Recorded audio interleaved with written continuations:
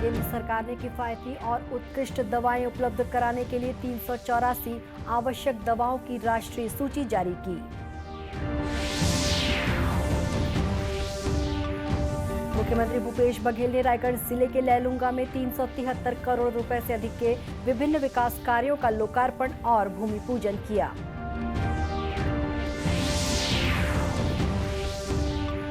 मौसम विभाग ने अगले 24 घंटों के दौरान राज्य में 1-2 स्थानों पर भारी बारिश होने की चेतावनी दी है।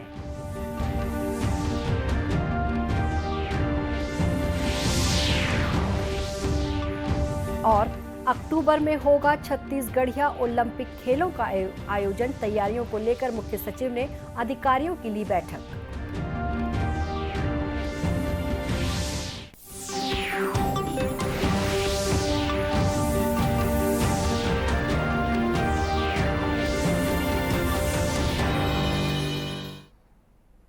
नमस्कार, आप देख रहे हैं दूरदर्शन समाचार। मैं हूं शुभ्रा भट्टाचार्य। अब समाचार विस्तार से। केंद्र सरकार ने 384 दवाओं की राष्ट्रीय आवश्यक औषधि सूची जारी की है। स्वास्थ्य मंत्री डॉक्टर मनसुख मांडविया ने आज नई दिल्ली में ये सूची जारी की। इस मौके पर डॉक्टर मांडविया ने कहा कि ये सूची स्वास्थ्य देखभाल के सभी स्तरों पर किफायती और उत्कृष्ट दवाएं उपलब्ध कराने में महत्वपूर्ण भूमिका निभाती है। उन्होंने कहा कि इन दवाओं से स्वास्थ्य देखभाल की गुणवत्ता में सुधार होगा। कहा है कि देश की जनता को सस्ती दवाएं मिलनी चाहिए, सभी को दवाई मिलनी चाहिए, जहां चाहिए जब चाहिए तब दवाएं मिलनी चाहिए। एश्योर करने के लिए एसेंशियल मेडिसिन लिस्ट बहुत उपयोगी होगा। ये लिस्ट आज पब्लिश हो रहा है। उसके आधार पर नेशनल फार्मा प्राइसिंग अथॉरिटी उसकी सीलिंग प्राइस तय करेगी और ये भी सीलिंग प्राइस के आधार पर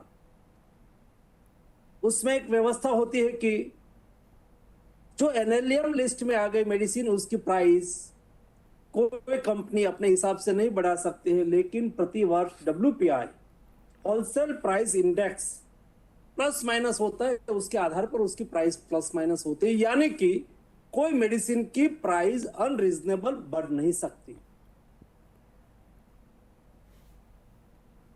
इस मौके पर स्वास्थ्य राज्य मंत्री डॉक्टर भारती पवार ने कहा कि ये सूची राष्ट्र की मांग के अनुरूप दवा क्षेत्र की सहायता और मार्गदर्शन करेगी। केंद्र सरकार 17 सितंबर को अंतर्राष्ट्रीय तटीय स्वच्छता दिवस पर व्यापक स्वच्छता अभियान चलाने की तैयारी कर रही है। इस दिन 75 दिन का स्वच्छ सागर सुरक्षित सागर अभियान संपन्न होगा। ये अभियान 5 जुलाई से आरंभ हुआ था। पृथ्वी विज्ञान मंत्री डॉक्टर जितेंद्र सिंह ने आज नई दिल्ली में संवाददाताओं को बताया कि नागरिक की सहायता से सरकार लोगों में समुद्र की स्वच्छता की भावना समाहित करने की दिशा में कार्य कर रही है। डॉक्टर सिंह ने कहा कि तटीय स्वच्छता अभियान देश भर के 75 समुद्र तटों पर चलाया जाएगा। इनमें से हर 1 किलोमीटर तटीय क्षेत्र में 75 स्वयंसेवक स्वच्छता अभियान में शामिल होंगे।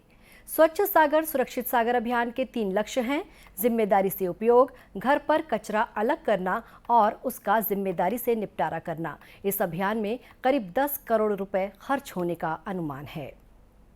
मुख्यमंत्री भूपेश बघेल ने भेंट मुलाकात कार्यक्रम के दौरान आज रायगढ़ जिले के लैलूंगा विधानसभा में 373 करोड़ 70 लाख रुपए की लागत के विभिन्न विकास कार्यों का लोकार्पण और भूमि पूजन किया। इनमें छत्तीसगढ़ ग्रामीण सड़क विकास अभिकरण द्वारा करीब 30 करोड़ रुपए की राशि से बने विभिन्न कार्य भी शामिल थे। इससे पहले मुख्यमंत्री भूपेश बघेल ने आज रायगढ़ जिले के लैलूंगा में अधिकारियों की समीक्षा बैठक ली। बैठक में मुख्यमंत्री ने शासन की योजनाओं का बेहतर क्रियान्वयन और जनहित के कार्यों को प्राथमिकता से करने के निर्देश दिए। उन्होंने प्राथमिकता से शासन की योजनाओं का फील्ड पर जाकर निरीक्षण करने के निर्देश भी दिए। मुख्यमंत्री ने जिले में कई सड़कों की हालत जर्जर होने की बात कहते हुए लोक निर्माण विभाग के कार्यपालन अभियंता और राष्ट्रीय राजमार्ग के अधिकारियों को सड़क की मरम्मत करने के निर्देश दिए। इस दौरान मुख्यमंत्री ने लैलूंगा में लोगों से मिली शिकायत के बाद एसडीएम, तहसीलदार और सीएमओ को अपने कार्यों में सुधार लाने के लिए कहा। मुख्यमंत्री ने कहा कि सभी अधिकारी कार्यशैली में सुधार लाएं, अन्यथा उनके खिलाफ कार्रवाई की जाएगी। बालोद जिले में युवाओं ने पर्यावरण संरक्षण के लिए अनोखी मुहिम शुरू की है। ये युवा पेड़ों को बचाने के लिए जंगल बॉय बनकर लोगों को पर्यावरण संरक्षण के लिए जागरूक कर रहे हैं।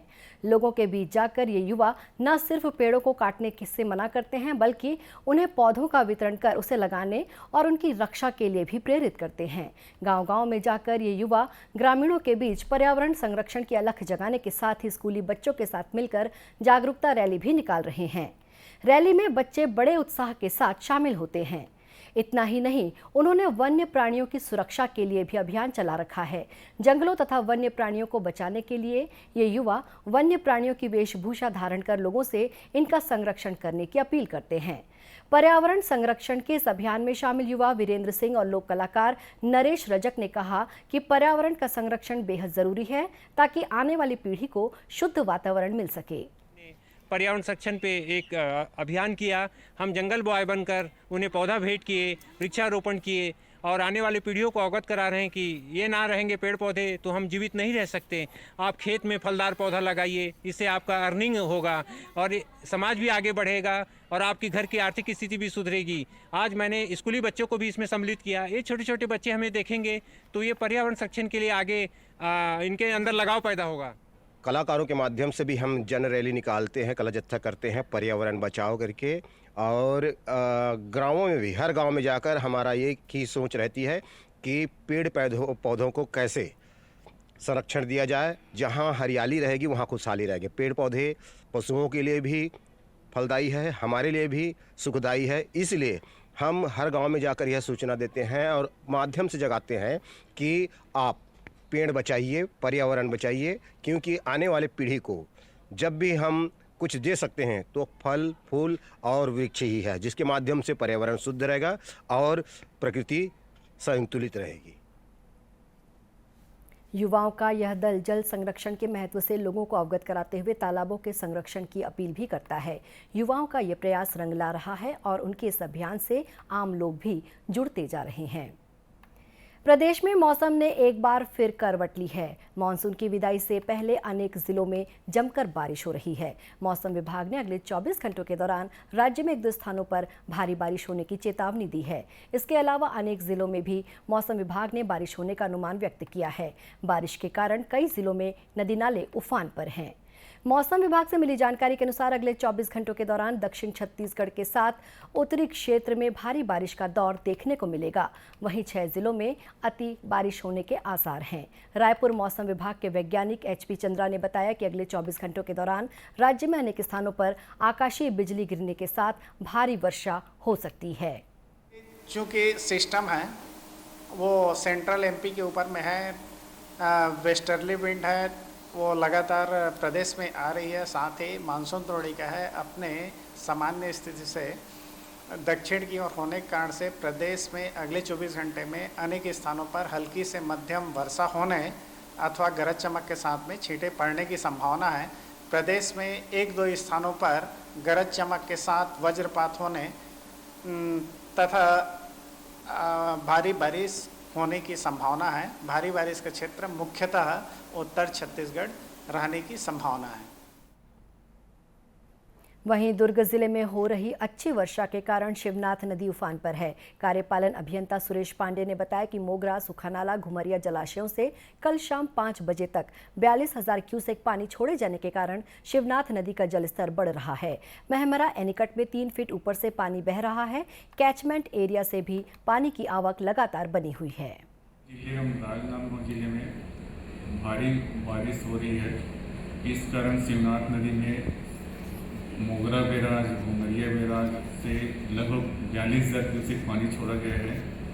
इसके कारण दुर्ग के आसपास जिले में, दुर्ग के आसपास गाँवों में बाढ़ की स्थिति निर्मित हो सकती है। गाँव वालों को प्रशासन के द्वारा सूचित कर दिया गया है कि पानी शिवनाथ नदी में बढ़ने की संभावना है। अभी महमरा एनीकट के ऊपर लगभग 3 फीट पानी चल रहा है। वो कल सुबह तक 7 फीट के आसपास 7-8 फीट हो सकता है। सुरक्षा के आवश्यक निर्देश दे दिए गए। उधर बस्तर संभाग में भी पिछले 24 घंटों के दौरान अनेक क्षेत्रों में अच्छी बारिश होने से नदी नालों का जलस्तर बढ़ गया है।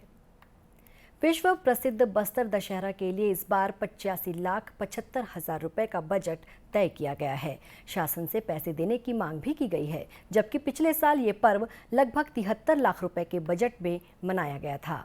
बस्तर सांसद और बस्तर दशहरा समिति के अध्यक्ष दीपक बैज की अध्यक्षता में कल जगदलपुर में समिति की बैठक हुई। इस बैठक में बस्तर राज परिवार के सदस्य कमलचंद भंजदेव, विधायक रेखचंद जैन, कलेक्टर चंदन कुमार समेत अन्य अधिकारी मौजूद थे। बैठक में नए उपाध्यक्ष का मनोनयन किया गया। कर्रेकोट परगना के मंगरू माझी ने बलराम माझी के नाम का प्रस्ताव रखा, जिसे सभी माझियों ने सर्वसम्मति से स्वीकार किया। बैठक में सांसद दीपक बैज ने कहा कि पिछले 2 सालों में कोरोना संक्रमण के कारण बस्तर दशहरा का आयोजन एक बड़ी चुनौती थी, लेकिन बस्तर दशहरा समिति के सदस्यों और जिला प्रशासन की सतर्कता के कारण ये सफलतापूर्वक संपन्न हुआ। उन्होंने कहा कि इस साल निश्चित तौर पर बस्तर दशहरा में और भी अधिक भीड़ बढ़ेगी। गौरतलब है कि बस्तर दशहरा उत्सव के अंतर्गत इस समय रथ निर्माण का कार्य चल रहा है। छत्तीसगढ़ में स्थानीय और पारंपरिक खेलों को बढ़ावा देने के लिए छत्तीसगढ़िया ओलंपिक खेलों का आयोजन अगले माह अक्टूबर से शुरू होगा। खेलों के आयोजन की तैयारियों के लिए आज यहां मंत्रालय में मुख्य सचिव अमिताभ जैन की अध्यक्षता में अधिकारियों की बैठक हुई। छत्तीसगढ़िया ओलंपिक के सफल आयोजन के लिए मुख्य सचिव ने अधिकारियों को आवश्यक तैयारियां करने के निर्देश दिए। उन्होंने छत्तीसगढ़िया ओलंपिक खेलों की प्रतियोगिताएं 6 स्तरों पर आयोजित होंगी। इसमें राजीव युवा मितान क्लब जोन स्तर, विकास खंड, जिला, संभाग और राज्य स्तर शामिल हैं। प्रतियोगिताएं नगरीय और ग्रामीण क्षेत्रों के खिलाड़ियों के लिए अलग अलग होंगी। छत्तीसगढ़िया ओलंपिक में गिल्ली डंडा, पिट्ठुल, सांखली, लंगड़ी दौड़, कबड्डी, खो-खो, रस्साकशी, बाटी बिल्लस, फुगड़ी, गेड़ी दौड़, भंवरा जैसे पारंपरिक खेल शामिल किए जाएंगे। 18 वर्ष से लेकर 40 वर्ष से अधिक आयु वर्ग के खिलाड़ी इसमें भाग ले सकते हैं। विजेताओं को अगले साल जनवरी में आयोजित होने वाले युवा महोत्सव में पुरस्कृत किया जाएगा। अब कुछ खबरें जिलों से।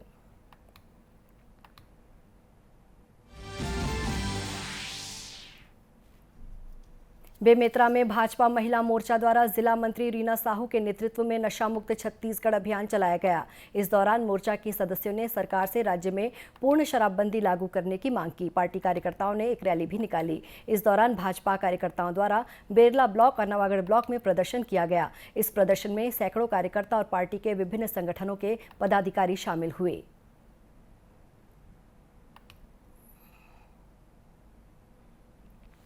सुकमा जिले में 8 लाख रुपए के एक इनामी नक्सली ने आत्मसमर्पण कर दिया है।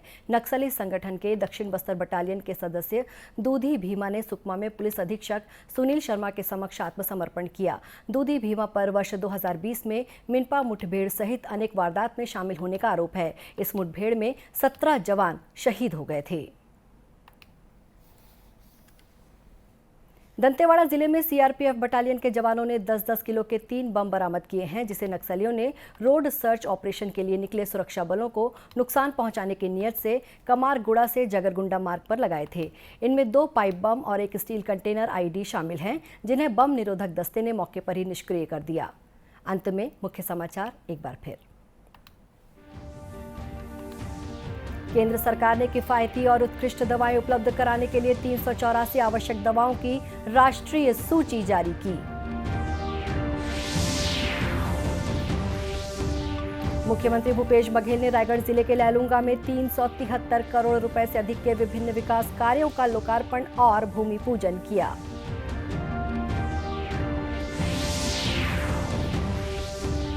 मौसम विभाग ने अगले 24 घंटों के दौरान राज्य में 1-2 स्थानों पर भारी बारिश होने की चेतावनी दी है।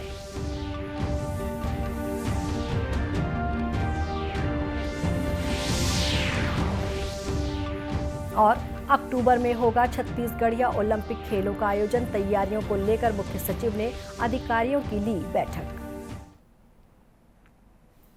इसी के साथ ये समाचार बुलेटिन समाप्त हुआ। नमस्कार।